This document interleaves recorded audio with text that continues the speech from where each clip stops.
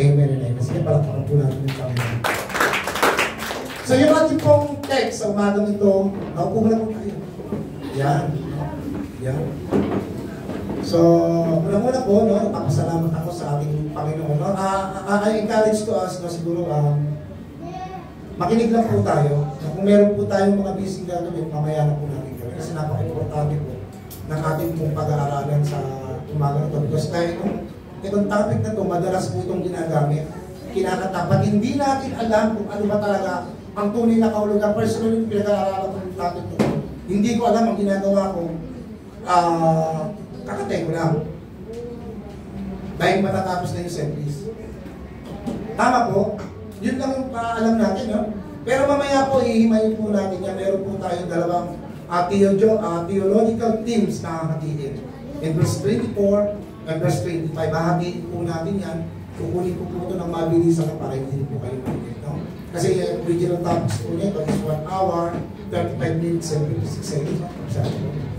So, napakahaba po niya.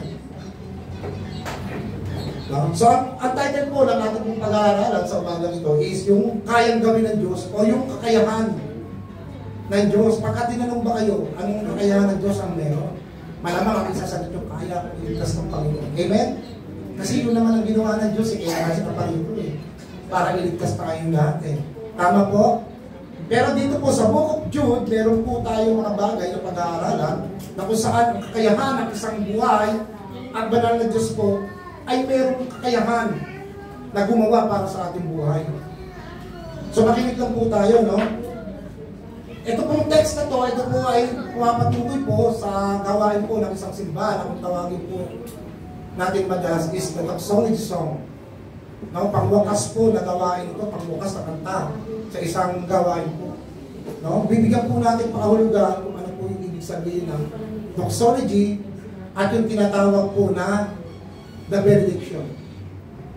No? Sabi po dito, no? At ngayon, in SD, ang salita ng Diyos, the version, sundan nyo naman po ako, no? At ngayon, purihin natin ng Diyos, yan ang makapag-iingat sa inyo, upang hindi kayo magkasala at makapagdala sa inyo ng sa kanyang harapan at walang kaligtasan at may lubos na kagalakan. In verse 25 po, siya lang ang Diyos at ating tagapagligtas sa pamamagitan ng ating Panginoong Jesucristo.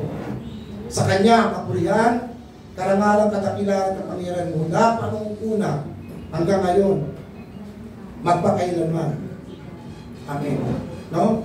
Mga kapatid, ito pong verse ay madalas na ginagamit, no? Matapos po yung tinatawag na service o mensahe po ng isang pastor. Hindi po ako pastor, ha? Baka maraming tumatawag sa akin ng pastor, sabi, hindi po ako pastor.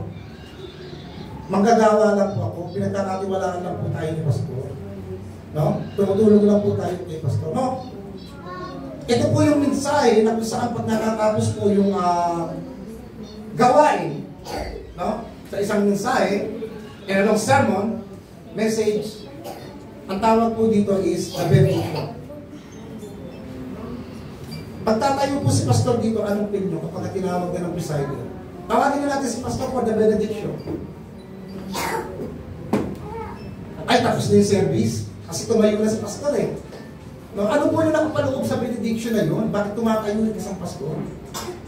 Iyan ba kung yan ay biblical? Yes, biblical. Mamaya po, papaliwanag ko sa inyo. No?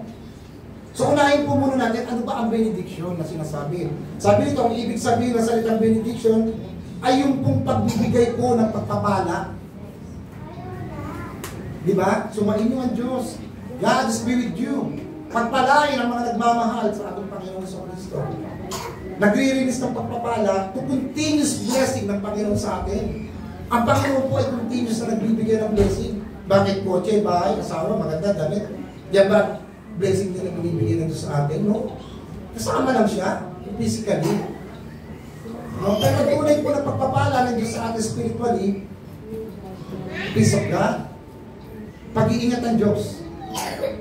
Kaya sinasabi sa atin, palain kayo ng Diyos. Ingatan kayo ng Diyos. Sabihin nyo naman, ang ating Panginoon sa Kristo. Pagpalain ang mga nagmamahal kay Kristo. Di ba madalas natin sabihin yan? Yun po ang ibig sabihin ng benediction. Kaya pag aharap po ito ang pastor, bigyan po natin na tinatawag na greater excitement. Dahil continuous blessing po yan ng Panginoon sa atin. Yung po ang pakahulugan yung hindi yung tayo ang pastor dito, ay tapos na ka-service po, yan na. Diba? So bigyan po natin ng kahulugan yung pagtayo po ng isang buging pastor sa isang gawain po. No? Hindi na si Pastor Jay. In even other different denomination, dapat alam nila yung kahulugan po niya. No?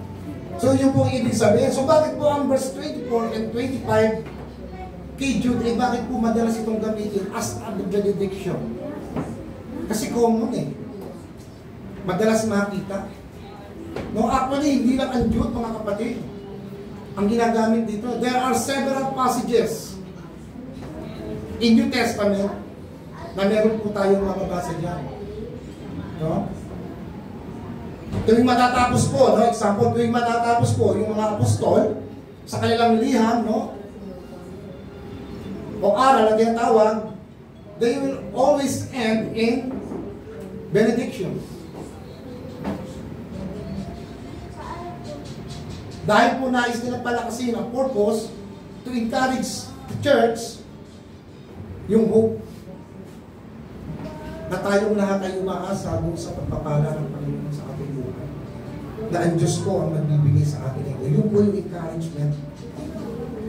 Ngayon naintindihan nyo na kung bakit po tayo nag-benediction. Hindi po para uwian na, kundi magbigay po ito ng isang malaking greater excitement para sa continuous blessing na binibigay sa atin ng Panginoon. Ito po yung isa sa mga examples po ng the benediction in the Testament mula po sa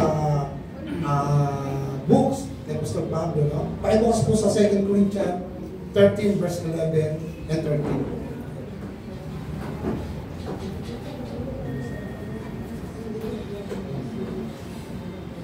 Ayan, 2 Corinthians 30, sorry. 2 Corinthians 13 verse 11. Yan, sabi dyan, no?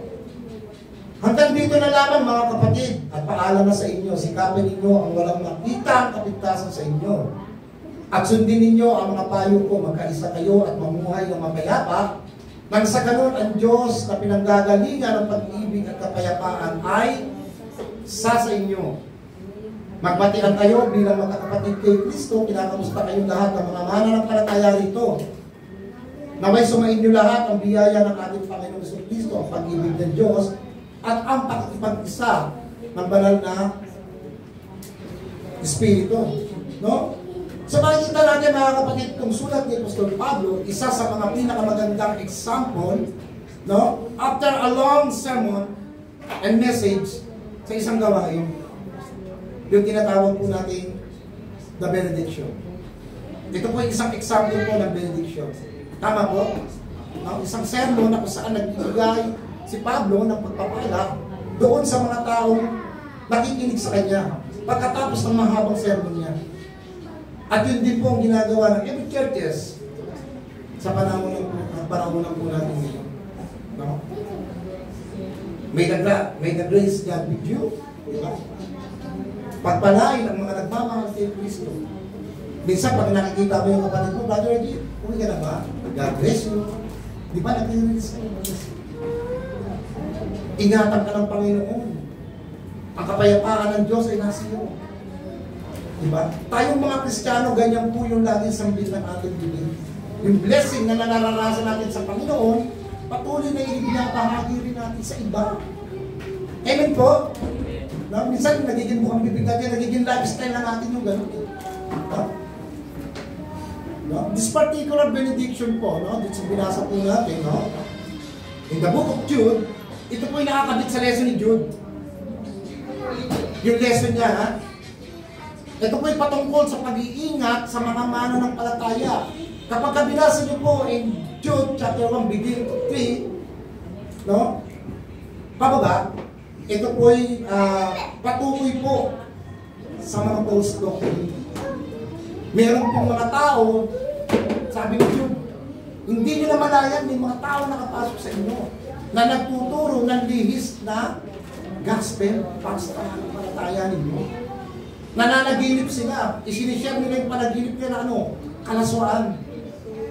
Basahin nyo na lang po mamaya kung uwi nyo ng bahay. Chapter 1 hanggang 25 lang naman yung Jude. Napakabilis lang naman. Para kumaunawa po ninyo yung sinasabi ko. Ito pa yung paalala o pag-iingat ng Diyos sa mananampalataya from false doctrine. No? May mga tao kasi dyan dahil sa kanyang panaginip o lack of reliance, no? Sa Word ng God, they abandon the gospel. Ganoon. Nawawala, napapalitan ng ganoon. Kaya binibigyan sila ni Jude ng paalala na mag-ingat kayo sa mga false doctrine na pumasok din sa inyo. So yung po ang dahilan kung bakit po may doxology. Yung po yung pinakakahulugan po na. No? Pero sabi sa meron pa nga dyan no? sa kanila nagtuturo sila ng mga malasong pakitain nila, hindi nila pinaniniwalaan na mayroong judgment. Pero pag binasa niyo po ang Jude, may nakaamba po dyan na judgment na sinabi para sa mga nagtuturo po ng mali. Nalihis po sa Ebanghelyo ng Panginoon. Meron po. No? Pero sabi sa 2 Peter, nasa 2 Peter, lahat ng namumuhay na hindi maka-Diyos na paraan ay makararanas ng kapahamakan. Bakit? O, sabi nito, God, because God will be hindi mo ko pwedeng insultuhin, dayain ng Diyos. Di ba? Tama po? Kapag lihis ang katotohanan, lihis ang katotohanan ang itinuturo mo, may judgment po para dyan. Diyos na po ang bahala dyan. No? So ngayon po, ang verse 24 and 25 po ay hahatiin po natin sa tinatawag po na theological themes po. Hatiin natin siya para mas maunawaan po natin. So unang-una po, balik ako sa natin, kuya, sa pinaka-original ASND na version ng Jude chapter 1 verse 8. Ayan, sabi dyan, ngayon purihin natin ang Diyos, siya na makapag-iingat sa inyo upang hindi kayo magkasala at makapagdala sa inyo sa kanyang harapan ng walang kapintasan at lubos na kagalakan. So ano po yung tinutukoy ng konteksto na yan?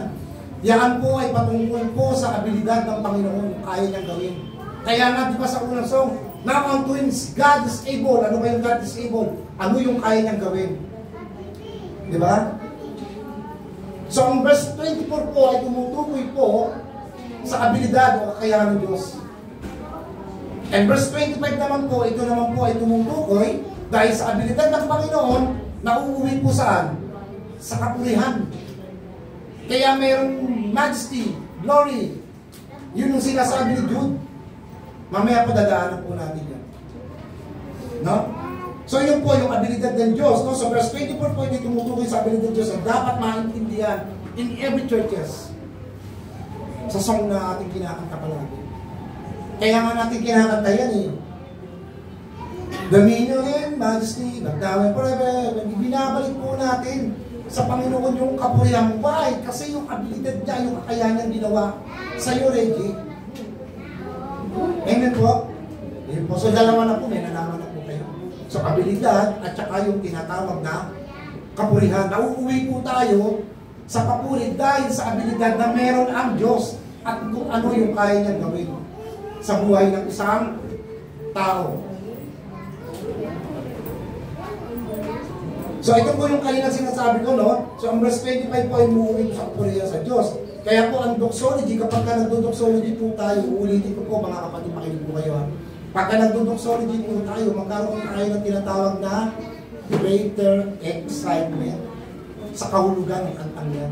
O nung mensahe niya, greater excitement. Thank you, Lord. Sa pagpapalan, napakabuti mo, napakagaling mo Panginoon. You deserve our best. Amen? Karapat dapat siya na pagpulihan. So now let's begin. Verse 24 po tayo. Magsisimula na po tayo. Ang haba po na introduction po. No? So let's begin in verse 24. Sabi dyan, now to him is able to keep you from stumbling. Sa iba pong kasi verse, no? Meron tinatawag na falling. Sa ESMD kasi, stumbling. No? Yeah, mamaya explain ko yun. Word by word po. Isa-isa po. Naka-explain natin mula sa baba. So sabi niya, verse 24 po ay nakasettle po sa abilidad ng Panginoon. Who is able.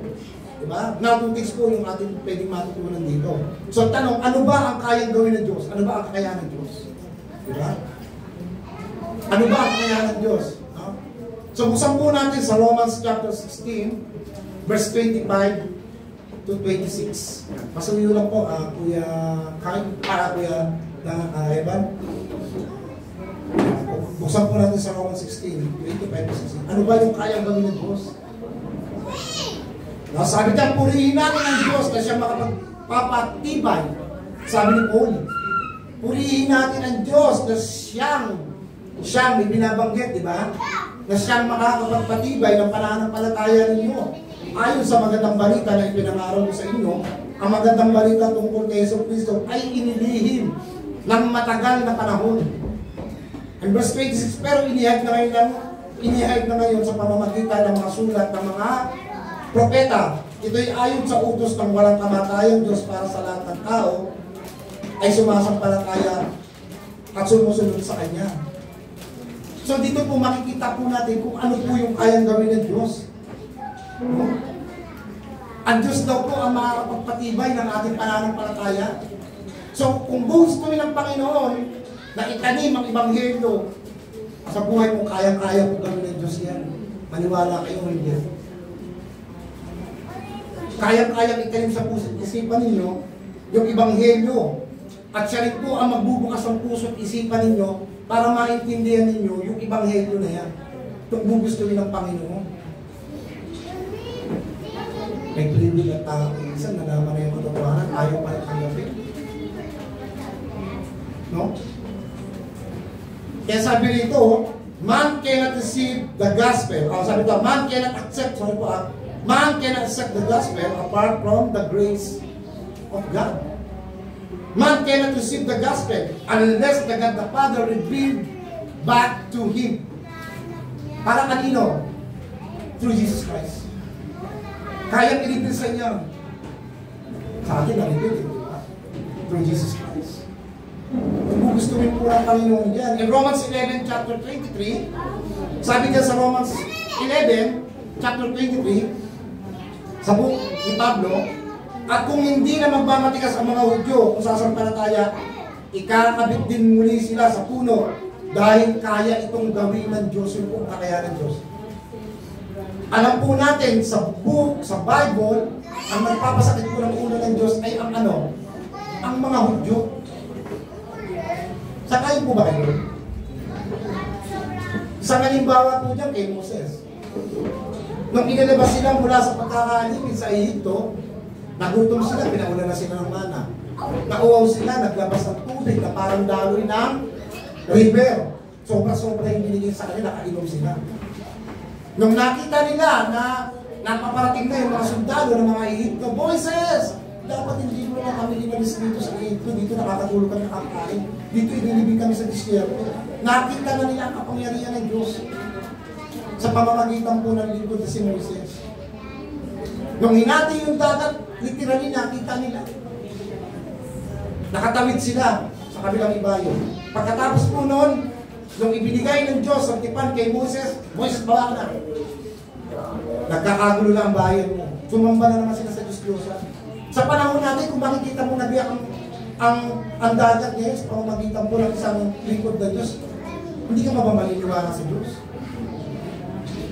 For example, tinawag si Kuya Ray. Biniyak yung bahay, hindi rin niya. And that, hindi pa ba kayo maniniwala sa kapangyarihan ng Diyos? And up to now, ang mga Hudyo po, naghihintay pa rin ng Messiah. Hindi pa rin sila naniniwala sa kakayahan ng Diyos kung anong merong kakayahan ng Diyos. Kaya yung sabi ng Diyos kung hindi sila magmamatigas, kaya silang ibalik ng Diyos sa puno para sila ibalik sila. No? So, sino po ang may abilidad para maibalik ang pananampalataya o kaligtasan sa isang tao? Wala pong iba. Kundi ang Diyos lamang. No? May kapangyarihan siya para ibalik tayo sa tamang daan, which is in the case, in the way of salvation. Yun po yung ginagawa ng Diyos sa atin. Dinadala tayo sa tamang kaligtasan. Yun po yung kakayahan ng Diyos. Kaya yung title nga natin, kakayahan o kayang gawin ng Diyos. Amen po? Now, in Ephesians chapter 3, verse 20 to 21, purihin natin ang Diyos na makagagawa ng higit pa sa hinihingi o inaasahan natin sa pamamagitan ng kapangyarihan niyang kumikilos sa atin. Purihin natin magpakailanman dahil ang mga ginawa niya para sa iglesia ay Kristo. Amen. Yan po yung kayang gawin ng Diyos. No? Kayang gawin ng Diyos, ibigay ang lahat ng bagay na hinihingi mo na masigit pa. Yun po ang abilidad na meron ng buhay at makapangyarihan ko. Noon, ngayon, magpakailanman. So, paano po naligtas ang Diyos of this case? So, kahit na nakaraan, yan po ay gawa ng Diyos. Nung naligtas ka ba, may ginawa ka? Kuya Reggie? Kuya Roger? Kuya Kyle, may nagawa pa kayo ngayon nung naligtas niyo? Meron ba kayong ngayon ba? Lagi natin pinag-aaralan yan, di ba? Ephesians 2:8 verse 9. Pag binasa niyo po yan, wala tayong may pagmamalaki, hindi mabuti, hindi ko bunga ng ating mga gawa. Kung hindi nakamtan natin ang biyaya ng Diyos, sa pamamagitan lamang ng pananampalataya natin. So in 2 Timothy chapter 1 verse 12, no, ito po yung isa sa mga pinakahuling sulat ni Apostol Pablo kay Timothy. Sabi sa 2 Timothy chapter 1 verse 12, ito ang dahilan kaya ako dumaranas ng mga paghihirap. Ngunit hindi ko ito ipinahiya dahil kilala ko kung sino ang sinasampalatayaan ko. At tinatitiyak ko, maiingatan niya hanggang sa huling araw ang ipinagkatiwala ko sa kanya. So ganun kalaki yung confidence ko sa Panginoon. Ipinagkatiwala niya yung kanyang sarili sa Diyos dahil alam niya na may kakayahan ang Diyos na ibalik ang lahat ng bagay na nawala sa kanya. Kahit nang dumaranas ko siya ng paghihirap. Remember, in Philippians 4:13, 4:13, yes? No? I can do all things who strengthen me in Christ Jesus. Lahat yan ay gawa ng Diyos sa buhay ni Pablo. No? Hindi po yan ginawa mo, wala kang ginawa niya. Tulong po ng Diyos yan. Huwag po tayo mamisinterpret sa verses na yun, ha? Yung iba ginagamit yan, nakakatagumpayan daw nila, pero hindi po. Yan po ay kakayahan ng Diyos. Abilidad ng Diyos. Sakayin ba kayo doon? Amen, no? So yun po yung tinatawag na God is able to heal. God is able. Yung kayang gawin ng Diyos. And next po, ulitin ko ulit, pinagkatiwala ni Pablo yung kanyang sarili dahil alam ni Pablo na kayang ibalik ito. Isa po sa mga example po dyan, like Abraham. Bakit niya inoffer yung anak niya? Kasi alam ni Abraham na kayang ibalik sa kanya ng Diyos yan. Amen? Kaya nung papatayin niya na, meron tayo nakatama po dyan. Diba? Lumami yung lahi niya, gano'n siya pinagpangay ng Diyos. Kasi may kakayahan ng Diyos na ibalik isang bagay na nawala sa iyo. Kaya yun po yung abilidad ng Diyos. And verse 10 po. Patungkol po niya sa abilidad ng Diyos. To keep you from stumbling or falling. No? Balik po natin doon po yan. Doon po sa ating pong text. Sa original text po natin. Sa Jude.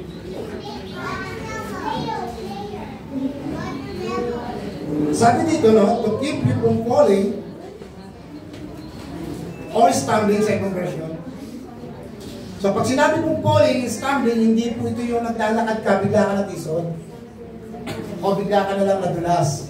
O bigla kang gumulo. No? May kinalaman po ito sa salvation natin.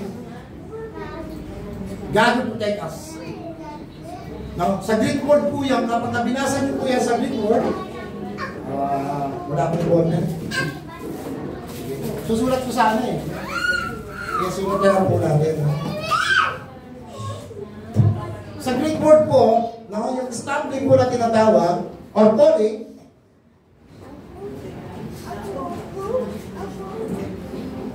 ay katumbas po niya sa Greek word na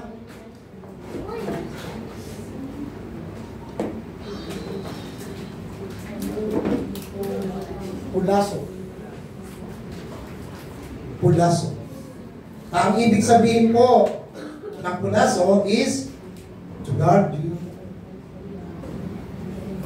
Wala, hindi natin nilagay mo. Nakalimutan ko. Sorry. To protect you, buksan nyo na lang kung may bili kayo. To give you fence. Ano ba yung fence sa Tagalog? Bakod. Fortress. So isa-isayin natin. To guard you, Kaya kang bantayan ng Panginoon. Wala kang pwedeng kumuha sa'yo, Kuya Roger. To protect you, puprotektahan ka ng Panginoon. And to give you pence. Ang naalala ko si Pastor Jay kayo, di ba? Meron kayong gate, Kuya Kyle. So, ibig sabihin po ng bakod, pag naglalagay po tayo ng bakod sa bahay natin, is ito po yung hangganan ng inyo pong pag-aari. Tama po?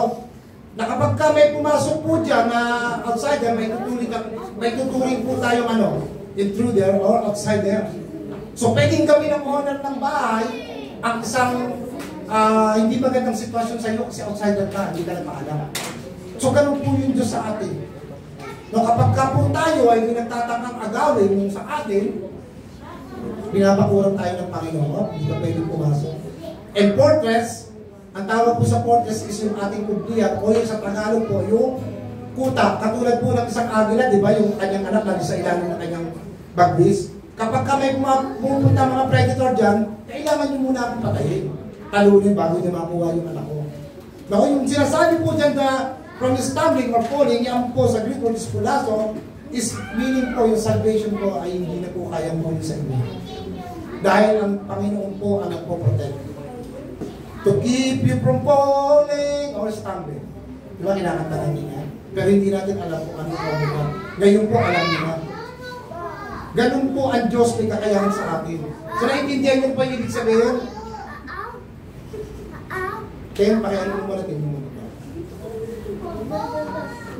Hilay mo muna. Now, so yan po yung ibig sabihin po ng pulaso or sa Greek po pulaso, yung stumbling or falling. May kinalaman po yan sa inyong kaligtasan. Hindi po yung nadapa ka, Kuya Roger, ha?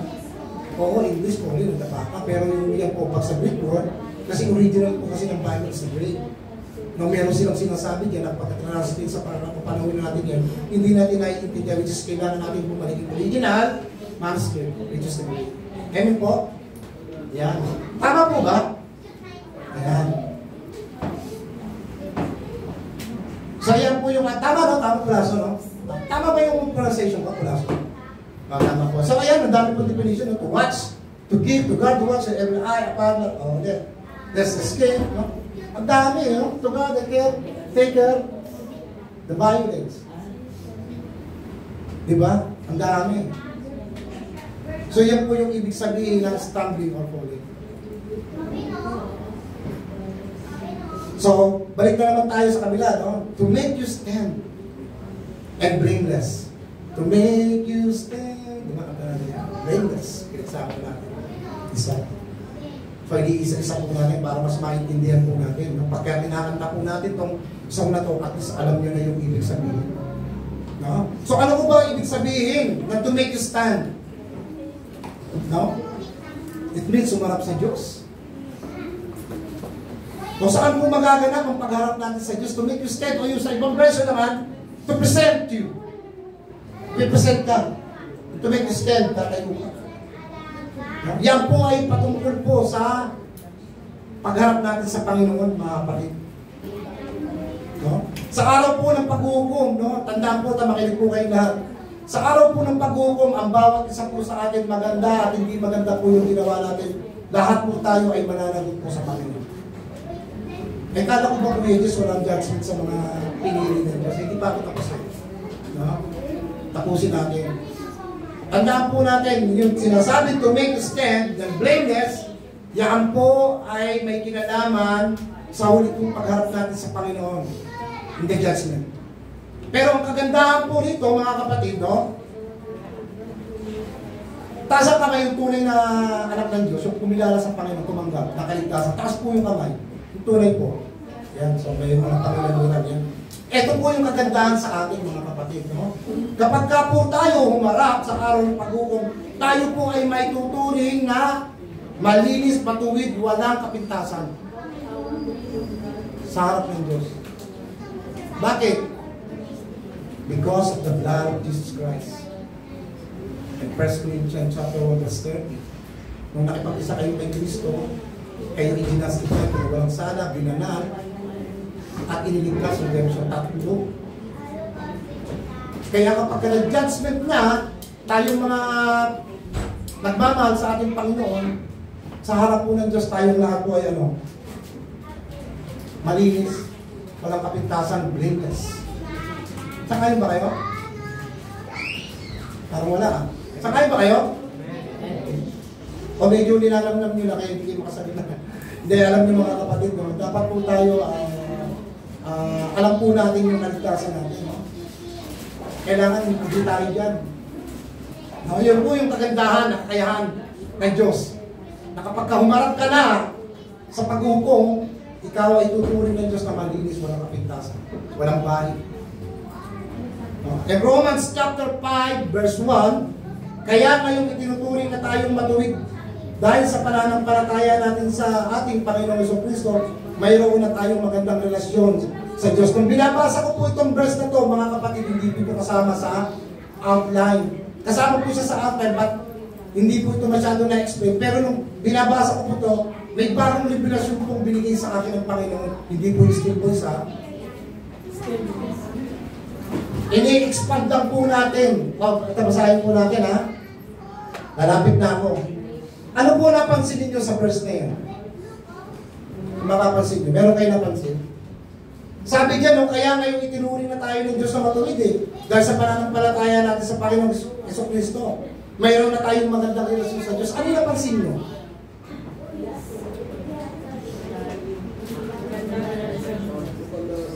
Mayroon na tayong relasyon sa Diyos. Pag sinabi mong magandang relasyon, it means perfect. Amen? Perfect relationship. Kaya kung babaguhin niyo po yan, huwag natin babaguhin kasi masama magbago. In-expand lang po natin. Mayroon na tayong perfectong relasyon sa Diyos. Pag sinabing maganda, Ate Manu, sabi sa inyo, Roger, ang ganda mo naman, man. It means you are perfect. Sa mata niya. Ikaw na nga yun. Pwede ka ba magsabi sa isang tao na hindi siya perfect? Pag sinabi mo, ay, Pauline, pero yung mukha mo nakaganyan. Di ba? Pag sinabi mo, ay, ang ganda mo. Ate Rosa, ang ganda. Yan. Kaya nung binabasa ko itong verse na to, nakita ko yung magandang relasyon ng Panginoon sa atin sa perfect relation with God. Dahil po may ginawa Diyos sa atin, yun yung kaya-kakayahan ng Diyos. And verse 24, maganda, perfectong relasyon sa Diyos. Sakayin ba kayo doon? Amen, no? Kaya nung binabasa ko po ito, sabi ko, oo nga, no, hindi lang mayroon tayong relasyon sa Diyos, iba, magkaroon ka, Ate Manu, pwede din ang relasyon sa Diyos. Pero nung gumawa po ang Panginoon sa atin, perfectong relasyon ang binigay ng Diyos. Hindi lang relasyon, kundi perfectong, magandang relasyon ang Panginoon. Palapakan po natin, Panginoon. Kaya po, so nung karoon po tayo ng magandang relasyon sa Diyos, ulit po. Nung magandang relasyon sa Diyos, nagkaroon naman po ng tinatawag na ano, may nagbago po. Yung tinatawag na great exchange. Ano ba sa Tagalog yung great exchange? Sa mga ating mga scholar dito. Ano ba magandang buwan ng great exchange? Pag sinabi kasing great, matindi. O pagpalagay na natin, matinding palitan. Amen? Okay. Nagkaroon po ng magandang matinding palitan eh. No? Ano po yun? Ano po yung matinding palitan? Sinabi po ni Pastor Paul yan. Kuya Evan, pakiplas po ako sa 2 Corinthians chapter 5, verse 8. Yeah. 2 Corinthians 5:21. Ay, no? Kailanman hindi nagkasala si Kristo, ngunit alang-alang sa atin, itinuri siya matuwi sa pangsalanan, para sa pamamagitan niya, tayo ay maituring na salamat. Tanong ko sa inyo, may great exchange pa nangyari? Meron. Yung Diyos na banal, yung taong makasalanan, dapat ikaw ang nakapagod. Ang ginawa ng Diyos, ang kanyang kakayahan, parang pag-asang tao mga maligtas eh. Padala ko yung aking para ipalit sa inyo. Yung taong banal, at yung taong makasalanan, nagpalit. Yung banal ang napako, ikaw ay naging banal. Yun po yung tinatawag na great exchange na sinasabi po ni Apostol Pablo. So habang pinag-aaralan ko po ito, oo nga Panginoon, tama nga. Kaya pala kami naging karapat dapat sa harapan mo, sapagkat meron kang kakayahan na gawin sa aming bagay. So yun po yung great experience na sinasabi ko. So paano po tayo may tuturing? No, paano po may tuturing ang tao na walang kasalanan sa harapan po ng Diyos? The Bible teaches us, no? God is able. How? How?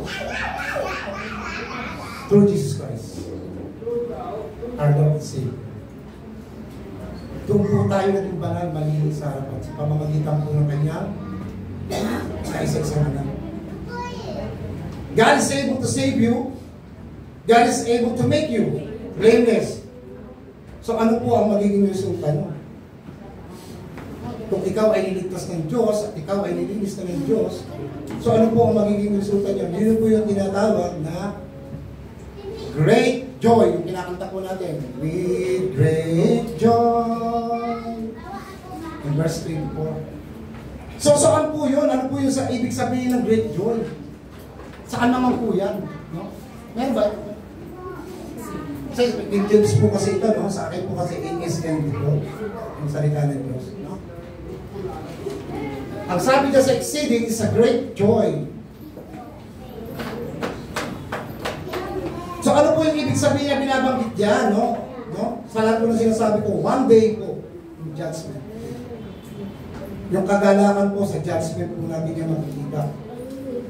Mga kapatid, alam nyo, kapag ka po tayo, humarap na po at nawala na po tayo dito sa mundong ibabaw, at kapag ka humarap na po tayo sa Panginoon, pakinggan nyo po ito maigi, ha? Positive lang po kayo. Gusto ko pong mag-focus kayo rito. No? Kapag ka po tayo ay humarap na po sa Panginoon, ito po yung mga possible na pwede po natin marinig sa Diyos. Hindi ko sinasabing exactly, but ito po yung biblical na pwedeng sabihin sa atin ng Panginoon. Sasabihin sa iyo, Kuya Reggie, Kuya Kyle, Kuya Jay, Roger, Ate Malu, o lahat sa atin dito, sasabihin sa atin, no? My good and faithful servant, enter into the joy of the Lord. Aking mabuti at tapat na lingkod, pumasok ka sa kagalakan ng Diyos.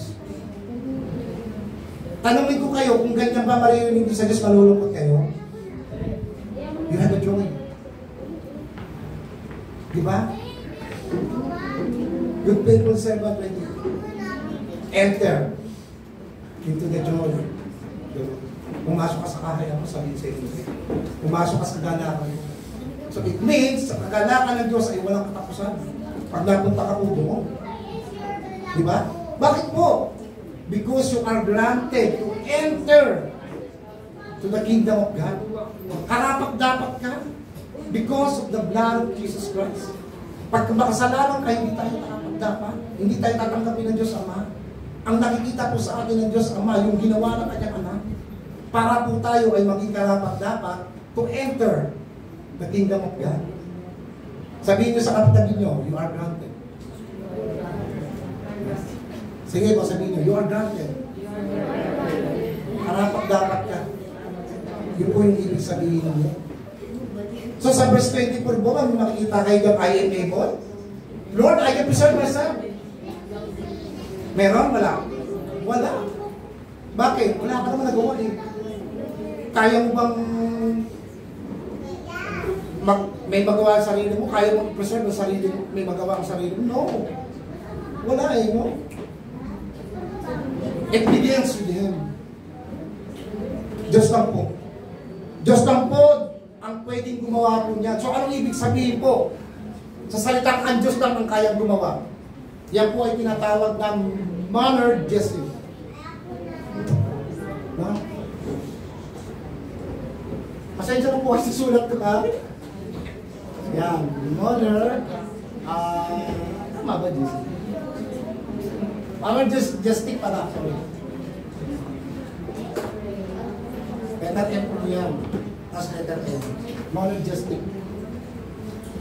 Ang kahulugan po ng monergistic in English word, only God is one working.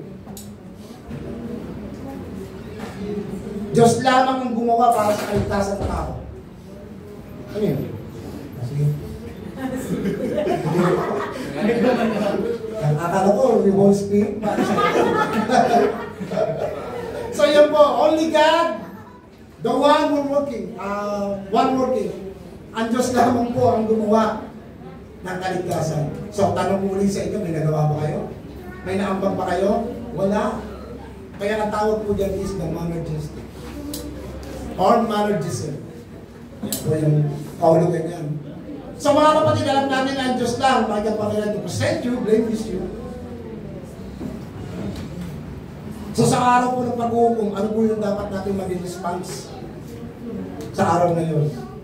Doon na po tayo makapasok ngayon. So naintindihan niyo ni verse 24? Naintindihan niyo na? Hindi, ulitin natin. Tanungin ko kayo, naintindihan niyo na po? Balik na po tayo sa verse 25. So kung sa araw po ng pag-uukom, dapat ito po yung ating response. No? Kung kaya tayong i-present ng Panginoon, to blameless you, tayo pong lahat ay mauuwi saan?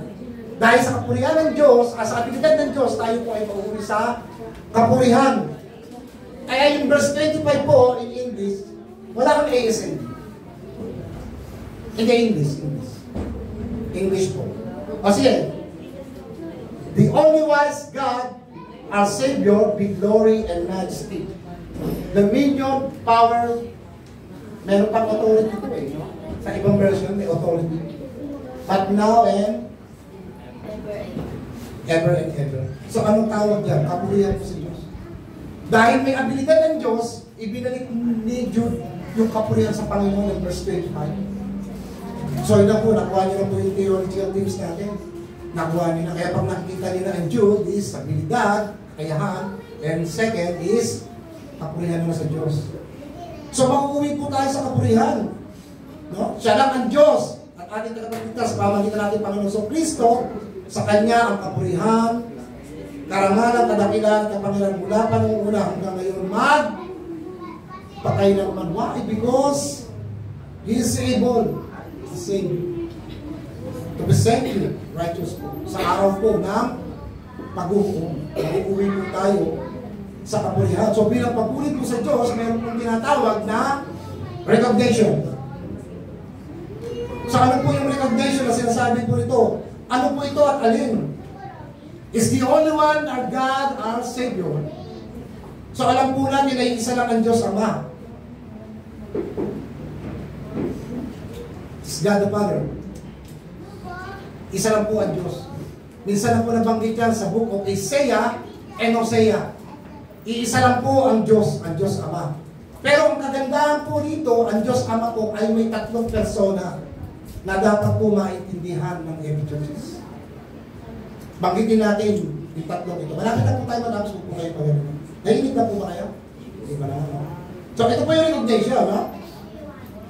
Ang maganda po sa Diyos Ama, meron po siyang tatlong persona na ipinadala yung kanyang anak para tayong lahat ay iligtas, kumusin sa ating mga kasalanan. So anong tawag po doon? Ang tawag po doon is instrument. Bakit nasulat ko, no?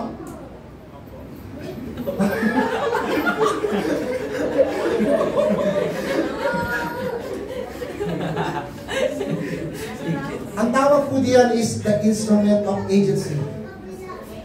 Yan na po kung magsusunod ako mabilisan. Kasi mas gusto ko yung mabilis. Pero abinado rin ako nagsisinungaling, pangit sa mga siya.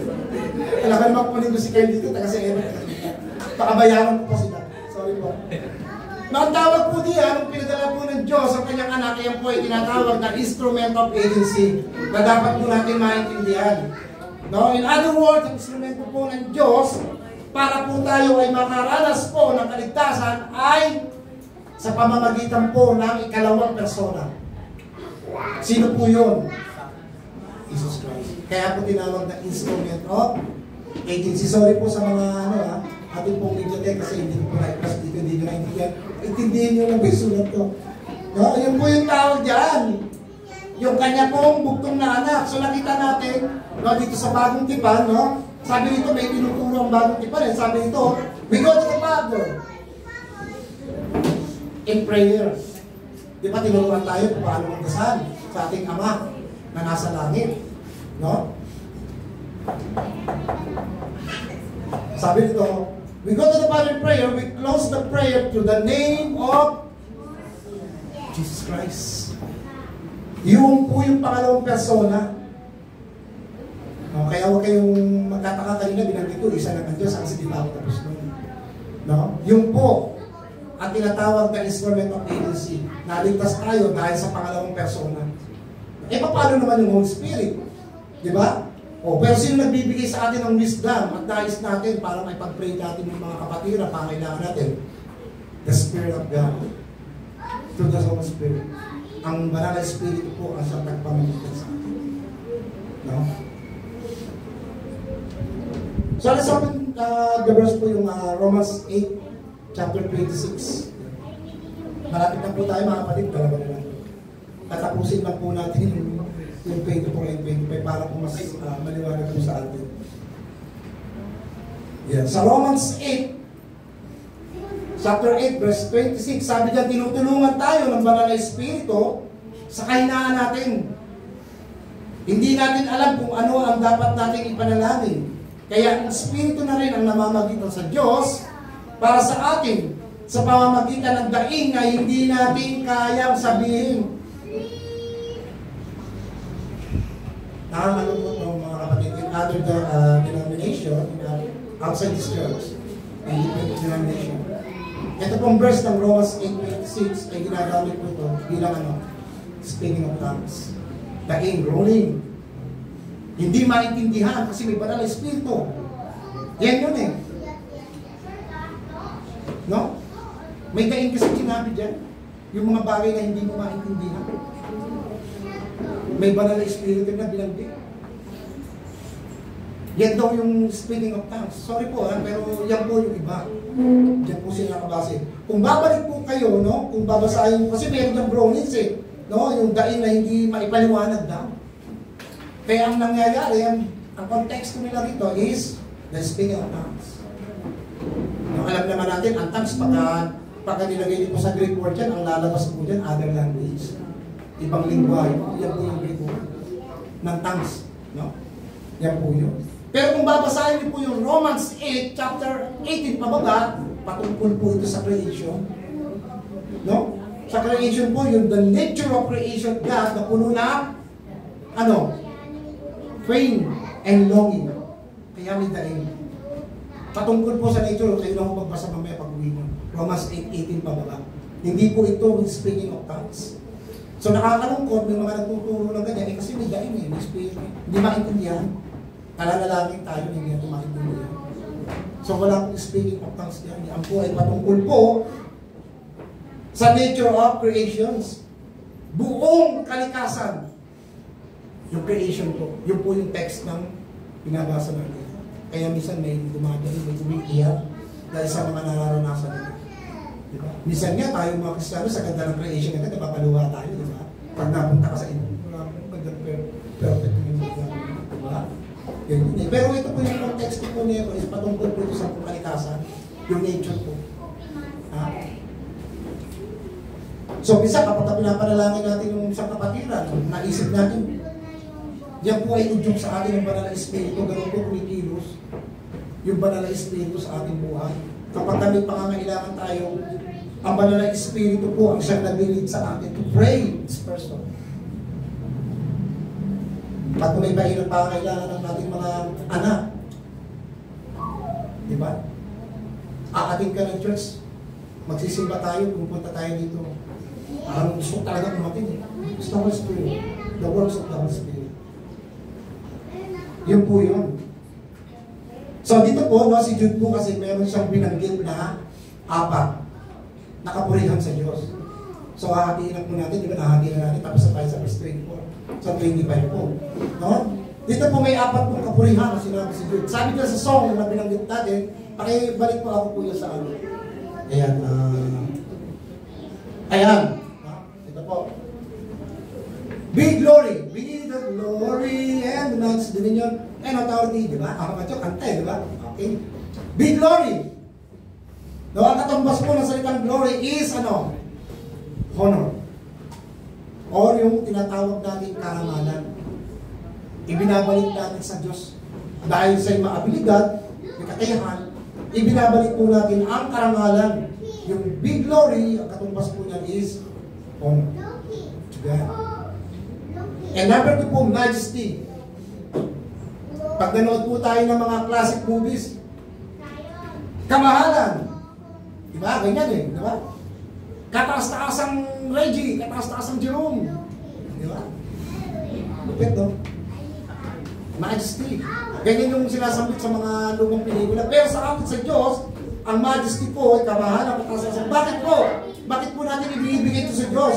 Because He is a King. Siya po ay hari. Hindi lang sa Diyos. He is our King. He deserves our best, mga kapatid. Kaya natin ibinibigay yung majesty, nasalitang majesty sa Panginoon. Yung po yung kapurihan ay binigay ni Jude. Sa sulat niya po, sa book of Jude. Ruling might. No? ASNT po version kasi ginagamit ko. Ruling might po, no? Sa ibang salin po, no? Na ginagamit po sa Greek word po is, ito po yung ruling might eh. Pagandahin ko na ba? Yan. Ang katumbas po niyan is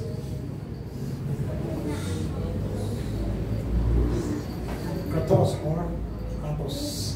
Kratos or Kratos. Kung big might, sa iba pong konteksto, kapag binasa po natin yan, ang lumalabas po dyan is the dominion. Diba? Mas maiintindihan po natin kapag bumabalik po tayo in Greek word. Ruling might.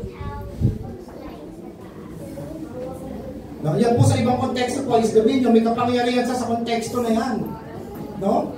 Siya po ang napamayari ng lahat. It means the complete dominion. Kompletong pag-aari o kompletong kapangyarihan ng Diyos. Siya po ang may-ari ng lahat. Yan po yung dominion. Ano mas tagalog dominion? Kapangyarihan. No? Kompletong kapangyarihan. Kaya po binibigay sa kanya ni Jude yan. Kaya po natin kinakanta ko is because dahil ng Diyos po ay kapangyarihan. Ganun po natin ibinabalik sa Diyos ang kapurihan. Panginoon, dahil ikaw ay maabilidad, ginawa mo sa amin to, ibinabalik po namin ang kapurihan. Yung po ibig sabihin ng 24 and 25. And lastly po, yung tinatawag pong authority o authority. No? Sa madaling salita, siya lang ang tunay na Diyos na makapagbibigay ng kaligtasan sa pamamagitan ni Yesu Cristo, our Lord and Lords, King of Kings, Lord of Lords. Diba? Eh tanong, hanggang kailan ba? Every Sunday lang ba? Lord of Lords ang Panginoon? Kasi nandito ka lang. Para in absolutes ka na. Diba? Hindi lang sa panahon ng Reformation. Hindi lang sa panahon ng Apostolic Age. Hindi lang sa panahon ng Old Testament. But sabi dyan, for all the ages. Diba? For all the ages, sa lahat po ng panahon, kailangan natin sabihin sa Panginoon yan, Lord, you are the King of Kings, Lord of Lords. Dahil may authority ka, Panginoon, sa lahat ng bagay. May kapangyarihan ka sa lahat ng bagay. No?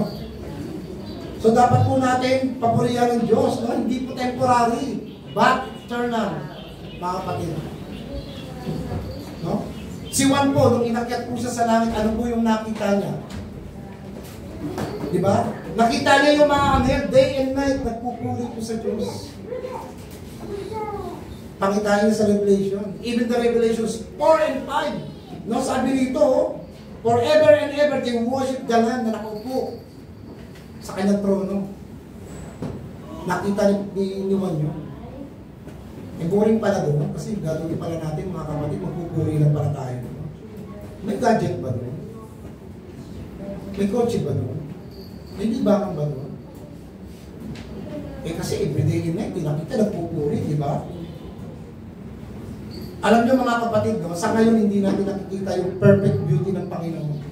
Pero pagdating po ng Panginoon, pag i-reveal na po natin ng Panginoon sa atin, kung ano ang meron siya, isa lang ang sasabihin niyo sa atin. Purihin ang Diyos. Bakit sabi sa Bible, ang mga anghel daw ay luluhod? Si Daniel lumuhod. Si John nakaluhod. Bakit? Kasi nakita nila yung beauty ng Panginoon eh. Ganda. Even si Pablo, pag binasa niyo po yung, excuse me po, 2 Corinthians 12, if I'm wrong, no? Nung dinala siya sa ikatlong langit, nakita niya at binarinig siya, pero hindi pinahintulutan ng Panginoon para sabihin sa tao. Eh yung iba, ay nakita ko si ganito, gano'n, hindi eh. Si Paul hindi, insistan niya na sabihin niya, kailangan yung sinabi niya eh. Diba? Why? Kasi, ang Diyos kasi advance ang utak niya. Kaya ayaw niya ipasabi sa iyo, Reggie, yung mga bagay na nakikita sa langit because ayaw ng Panginoon na tayong lahat ay maging palalo. Mayabang. Ay nakita ko si ano, ay hindi, si ano nga nakita lang ganito eh. Ay di, mas magaling si ano, wala na, kaya pa na. Diba? Ganun ka-advance yung utak ng Panginoon. Kaya ayaw niya sabihin, kaya pag may nagkukwento sa inyo, na may nakita ganun, lihis na po yan sa sinasabi ko. Hindi po pinahihintulutan ng Diyos kaya sabihin. Hindi naman po kasi actually importante yun eh. Ang pinaka-importante, alam niyo kung ano? The Word of God. Kasi ito boses ng Diyos. Hindi yung mga bagay na nakikita. Kasi dito tayo nabubuhay sa salita ng Diyos.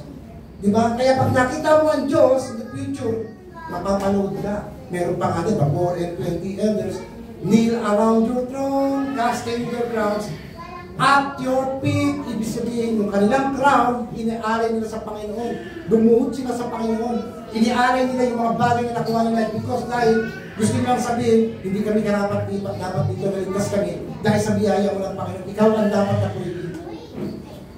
Diba? Kaya pag nakita natin ng Diyos, ganyan din ang mangyayari sa ating mga kapatid. No? Sabi sa Bible, heaven and earth shall pass away. God will never pass away. Amen po? Yan po yan eh. No? Kung may magandang bagay, wala yan eh. Kumpara mo sa kagandahan ng Diyos. At anong meron kong kayamanan niya? Wala eh. All by the way, lahat po ay maglalaho. No? Lahat po ay mawawala.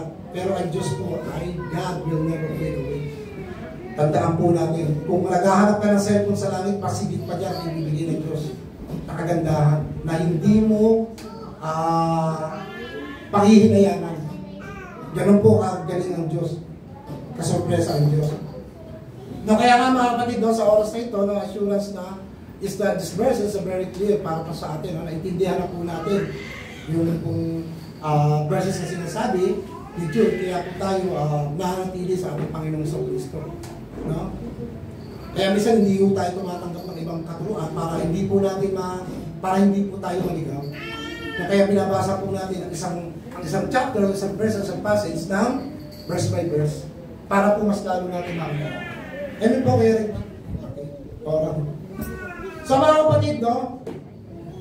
So ano po ang sa akin pong sinabi, ano po yung dapat natin maging response dito sa ating pong topic po today? Simple lang po eh. Ang gusto ng Panginoon. Pasalamat, no? Pagpupuri at pagmamahal po sa ating Diyos. Dahil yung po yung kayang gawin ng Diyos sa atin yung tinabing po sa inyo kanina. No? And bago po tayo matapos, no? Sa umaga nito, tayo po tayong lahat. And kaya, pakibasa ako, pakibukas po yung Revelations chapter 7, verse 14, sabay-sabay po natin basahin. Tignan po natin yung ginawa ng ating mga kapatid in the book of Revelation. Ito po isang